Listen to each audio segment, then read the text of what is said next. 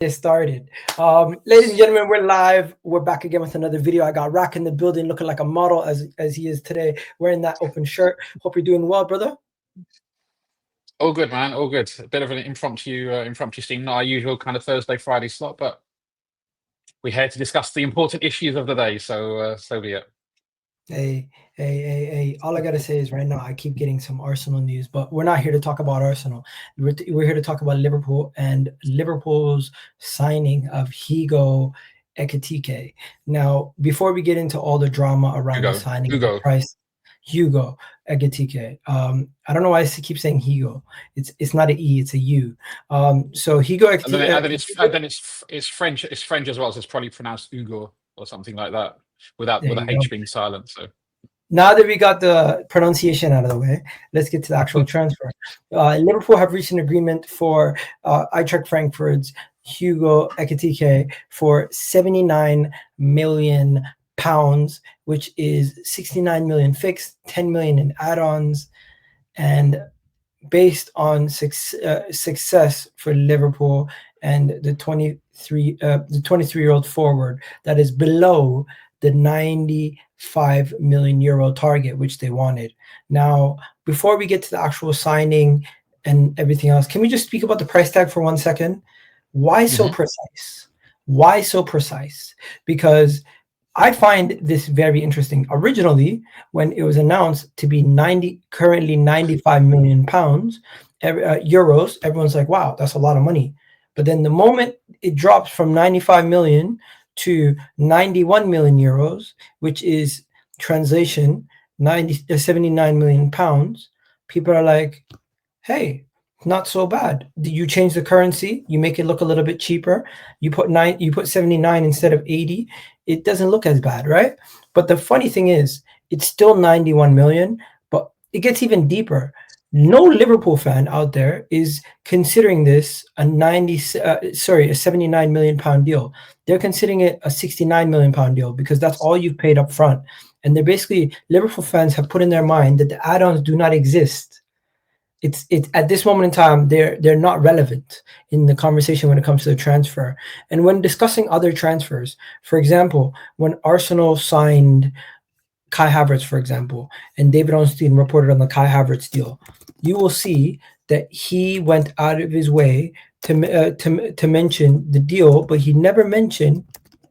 1 second. He never mentioned the specific add-ons. He just mentioned the price. Only for Liverpool do I notice the breakdown to the nth detail to give them every single little piece of information. This is 65 million, as you can see right there. If I go to Rice, they do give the breakdown, but still not to the extent of where they say, oh, these parameters have to be met for this deal to happen. It is very interesting, and it literally had me going to war today on Twitter with people. And I just wanted to point this out. I was going to war with Tom. Tom's telling me he knows the add-ons and he knows Darwin Núñez add-ons haven't been paid yet. By the way, I was just pointing out that they don't talk about Declan Rice and Caicedo's fees without the add-ons included. As for Hugo Ekitike, the base fee is 69 million pounds. The base fee for Florian Wirtz is 100 million pounds. When I speak about these transfers, I'm going to refer to them as the full price, which is including add-ons. But tell me why Liverpool fans do not include that. So, okay, let's start with, first of all, the ones that on your side, okay? Why do you think that these are reported? Because, I don't have a problem with it either way, right? Why do you think there is this issue or this difference or this I think Liverpool are briefing the media every little detail to make the transfer look a lot more reasonable than the full total package price would look if you just slapped that on the price tag of the player and you didn't break it down all the information. So in one hand, I would say it's a PR masterclass from Liverpool, as you have the same exactly what PR is, yeah. Yeah, as you would have the same person saying 24 hours ago, I think 95 million euros is too much, sitting there saying, well, 96 million pounds is amazing, and they're excluding the 10 million add-ons. Look, 69 million, there's 69 million pounds. there's nothing necessarily wrong with what you said, right? Ultimately, these guys, these journalists, for whether it be Fabrizio, David Ornstein, or whatever, then none of them are looking at an actual contract, right? They're getting these details, this information from club sources, trusted sources who they've worked with for a long time. Now, to some extent, they trust them because they've been working with a long time. But at the same time, it's difficult to get very precise information. You would expect a distinguished journalist like Ornstein, for example, to have a couple of sources. And good journalists will always try and substantiate one claim by one source with another claim by another source in the negotiation, whether it be either side parties or two people within or have contact with Liverpool or whatever the case may be. It's pretty well known, or at least well rumored, that Ornstein has good connections within Liverpool. So the details that are being put out on the Liverpool side almost certainly are coming from people who are high up at Liverpool because they want it to be known like that. Why do they want it to be known like that? I think ultimately, if you think about the long game in transfers, okay, Slot came out this summer and said we're going to have plenty of money to spend. But if you look at throughout the history of FSG at Liverpool, Michael Edwards at Liverpool, it's always been, well, then we're not sure about value, whether there's value in the market. We don't know how much funds we're going to have available to spend. There's always been, they don't want to show and explicitly say how much money they have. The reason for that, obviously, is that at that stage, whether it's true or not, it may give you a little bit more bargaining power because you've put it out into the ether that you don't have a bottomless pit of money. Nobody does have a bottomless pit of money. But if you always say that, you know, the transfer market is difficult, it's difficult to find value, you may not have the money that you want, you were happy with our squad, all that kind of stuff. Fans don't want to hear it, but from a negotiation point of view, it's absolutely the right thing to do. Because you don't want to, why would you come out and say, guys, I've got 300 million to spend, bring me your players? Then negotiating is always going to start on a higher point. Right? Okay. At Arsenal, majority of the time, we speak about the transfer signing with the add-ons. At Liverpool, you guys don't necessarily speak with the add-ons. But the difference is, I imagine Ornstein and these guys have also got connection with an Arsenal, and the way that the information comes out from the Arsenal end doesn't appear to give them. They don't appear to break it down in such intricate detail. But that's down to the information that's coming from Arsenal. So do you agree with me that it is the PR masterclass from Liverpool? Well, I mean, masterclass, I understand why they do it. About masterclass, not masterclass, I don't know. I mean, the thing is, there's always room for a little bit of confusion. The Darwin Núñez transfer, for example, that was 100 million euros, 85 million pounds, right? And the add-ons were broken down. The first 10 appearances, there was 5 million. For the following 25 appearances, and when they say appearances, they mean starts. So the following 25 appearances was another 5 million, and the following 25, so that would have taken us up to 60 starts, was the final 5 million. So right now, and for the last 7 games, I think, of the season, Darwin Núñez has been stuck on 59 starts because it's only starts in the Premier League and the Champions League. I when you called me about coming on the show, I did a bit of Portuguese translation, and in Ebola, that's how they've broken it down. They broke 5 million for the first 10 appearances, 5 million for next 25, 5 million for next 25. If you sell him, they're never going to get that appearance. Sure, they'll never get that particular trigger. But then there's the final 10 million, because that right now, so they've only received 10 million so far. The final tranche, the final 5 million they're not going to receive. The final 10 million is based on individual and club achievements. Now, I imagine one of those achievements is probably going to be winning the league. So we will pay something for winning the league. But the thing is, unless you see, I think that's more achievable at Liverpool though at this moment in time than it is majority of clubs. So you're not going to see like Brighton put a trophy clause in there. No, but this is why you always have this argument, right? Achievable, hard to achieve, and easy to achieve. Easy to achieve, in theory, I guess you would say, is appearances. Yeah. Hard to achieve, maybe Champions League, Premier League. But hard trophies, right? Because it can only be one winner of a Premier League every season. as I say, no, That's why we got into a to big their argument in detriment. Sporting. That's why we got into a big argument in Sporting over 5 million. They don't want no like Champions League or Premier League clauses in those achievements because But they don't know if we're gonna ever but get those. but that's and they're entitled to ask for that, and you're entitled to negotiate down for that. Like Yeah. in negotiation, all's fair and level. They're doing the best for their side, and you're doing the best for your side. Hey, fair enough. We spent enough time on that.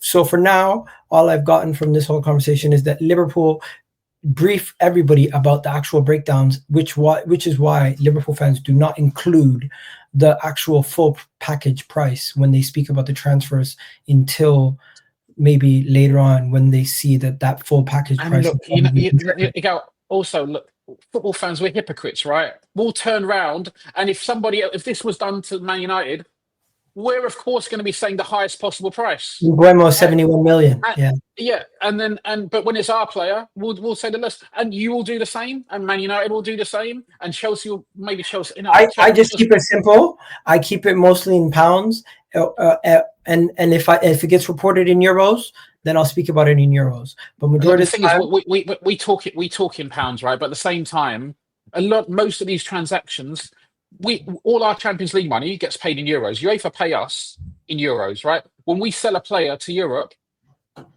they will have a sterling account, but more than likely they will have a euro account for sure because most of them transact in euros. It's a little fair. bit more getting a little bit more complicated, but Hey, I keep my transactions in pounds whenever I'm talking about it on here most of the time. And as for the actual add-ons, I always include add-ons for Arsenal because they usually are getting paid. Maybe it's different at Liverpool, but fair play. I understand where you're coming from now, and I kind of get why guys like Tom Little and Grizz were on my case earlier today. As for Hugo Ekitike, I think you guys got a good player on your hands. Very raw still needs to improve physically, I would say. Still needs to improve in his decision making, consistency. He's not been at that level for too many seasons. He's only had one really good season so far, but still has a high motor, has a good pace, dribbling abilities outstanding. If I can't remember what he did against Tottenham, just being able to slot the ball from a distance. He can improve his finishing, but he still very has a high ceiling, and I can see why Liverpool spent so much money on him. And look, people comparing. I think the thing with Ekasike is he's got a lot of qualities which will definitely benefit us. Like you say, his runs into the box, his dribbling into the box, the number of touches he gets in the box, the fact that he can link play, the fact that he can create as well as score. He's far from his prime right now, right? But he's got all the attributes. And if you can't get an Isak, which is obviously a player that we wanted, then you could argue for that style he's the closest next option. And look, we're going to have an issue because when we haven't got Trent anymore, so we're going to have an issue progressing the ball, especially because we have Virgil van Dijk who can play long deep balls, but we haven't got Trent anymore to play the crossfield ball, the long balls down the line. So we have to work about another way of we've got McAllister, but we've got to work out another way of progressing the ball. And one of those ways is going to be dribbling, coming off the front line, dribbling from deep. That's why we've got Verts and progressing in that manner. So, and as soon as you start running at players start panicking. Right, it's not going to be easy because when there are some good deep blocks that play in the Premier League, and to break them down is not going to be easy. But if you can get people panicking and you can get quick interchange of passes. I was watching some highlights of Verts. Verts one touch, very simple passing in and around the edge of the box is going to be a game changer for us. It's going to be a game changer for us. You guys are changing a lot of how you guys are playing. It's going to be very interesting. But yeah, overall, how excited are you about this summer transfer window Liverpool are having? This could be an all-timer. I mean, I don't. I like it. I enjoy my summer holidays. I actually like taking a bit of time off from football. I don't get involved in too many streams and stuff like apart from your show and a few others. But Hey, Gahey and Adam Wharton are on their way, apparently. I mean, Wharton is a star in the making. Gay, I think he's a decent player. I don't think he's ever going to be world class, but I think if you say who's the best third choice centre back of any Premier League team, I think you'd struggle to look Could you past flip Gahey. Kanate? Could you could you flip Kanate for Rodrigo? I'd prefer not to. I'd rather keep Kanate even if he leaves on a free, because I think Would we you have sell a Luis good Diaz opportunity. for? Would you sell Luis Diaz for Rodrigo? If Luis Diaz doesn't want to be here, he can go, and then we just have to replace him with the best player that we can find. I think Rodrigo is one of the players that we should be looking at. But whoever we get in, I'm not going to be too disappointed, because why would I have? I've got trust in the people who brought in the transfers so far. I'm not going to lose faith in that just yet. Final So, thing: could this be Liverpool's greatest ever transfer window, or I is it mean, still the Fabinho Alisson transfer window? yeah, I mean, there was a lot that happened then, right? Because Virgil, we wanted to bring in Virgil that summer, but we couldn't because of the situation with Southampton. We had to put that back 6 months. So the intention was there, but it didn't really happen. I think it'll be difficult to argue. Look, there have been some incredible transfer winners in the past. We've had legends. We brought in legends like John Barnes and stuff like that. But in terms of consistent quality, it's difficult to look beyond what we're doing right now. But yeah, that Alisson, Fabinho, Virgil van Dijk, that year, Mo Salah, that takes some beating. And look, ultimately, I've said this before, until these players are on the pitch and performing, I'm not going to say any of them are successes. It's Hey, all down to the pitch. It's all down to what happens on the pitch. If these guys, it would be stupid for me to sit here and say Verts and Frimpong and all these guys are successes. If we show up, if we're at the end of next season, we end up in fourth place or fifth place or out of the Champions League. I don't think hey, it's I'll going to I'll happen. give it up to you, Rock. You're a very humble man. Have yourself a wonderful day. Hopefully, you enjoy this stream, guys. And Rock, I'll catch you on the next show when we do a roundup at the end of the week with all the latest transfer news. But yeah, you got anything to tell the people before we go? Liverpool going to win the No, quadruple? man. No, man. Well, you got to be in it to win it, and I don't quadruple maybe a little bit too much, but we're going for to retain the title and maybe the Champions League too, Hey, you just can to have the Champions just League. to We'll spice take it the up. league.